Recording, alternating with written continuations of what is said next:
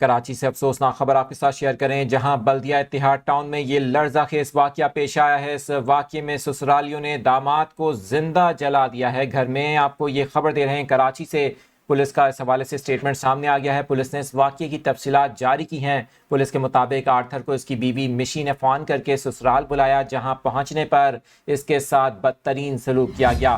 Police کا بتانا ہے کہ بیوی نے گیٹ بند کیا اور اپنے شوہر کو گھر میں داخل ہوتے ہی زد و کوب کیا۔ پھر اس کی ساس سمینہ اور 2 لڑکوں سمیت دیگر رشتہ داروں نے مل کر اس پر پیٹرول چھڑکا اور آگ لگا دی۔ آرتھر نے مرنے سے قبل اپنا بیان ریکارڈ کروایا تھا، جس میں خواتین اور 6 دیگر افراد کو نامزد کیا گیا۔ اس نے ایک ویڈیو ریکارڈنگ میں واقعے کی تمام تفصیلات بتائی تھیں۔